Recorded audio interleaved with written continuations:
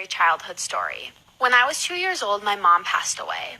My dad wasn't in the picture, so I went to go live with my grandparents. My grandparents lived in a super old home that was built in the 1800s. I was a very imaginative child. So when I told my grandparents that I used to see people in the house, they just didn't believe me. There was one lady in particular that I would always see. She would sit at the end of my bed and watch me fall asleep. I wasn't scared of her because I thought she was an actual person. Plus, I was super little, so nothing even crossed my mind. At this point, I was like 4 or 5 years old. I remember her talking to me constantly. She even sang me the song Rockabye Baby to get me to go to bed one night.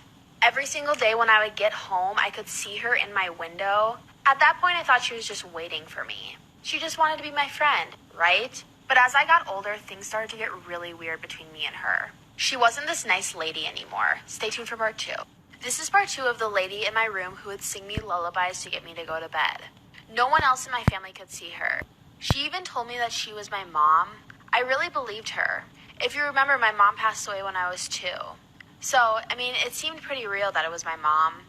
I didn't really remember what my mom's face looked like when she passed away.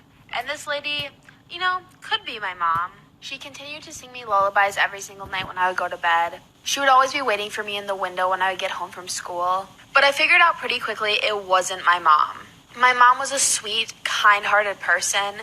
This spirit was evil. She would get mad at me every single time any of my friends would come over. She told me she could see my future and that I was going to go to hell after I died in a car accident. It scared me so much, but no one believed me. It got to the point where I never even wanted to go in the car because I thought I was going to die. She convinced me I was evil. Stay tuned for This is part 3 of the lady who used to sing me lullabies to get me to go to bed. This spirit was evil, and she started to convince me that I was evil too. She convinced me that I would go to hell because I was a horrible child, even though I wasn't. She convinced me that every single person in my life hated me.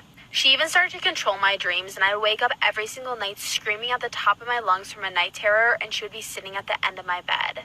This went on for years. When I turned 9, my grandpa passed away. And because it was a really big house, me and my grandma moved to a different house. And the evil spirit was just gone. I never saw her again. But was she really gone? When I was 15, I went to a psychic. The moment I walked into the room, she could feel a dark energy enter the room. She told me that someone was following me every single step I took. And when she said that, I knew exactly what she was talking about. After that, I went to a medium, and after many sessions with her, the dark presence was finally gone. I'm going to be telling you the scary story of the house I lived in elementary and middle school. It was a 3-bedroom house, 1 bedroom in the basement, and 2 bedrooms upstairs. Because I was the oldest,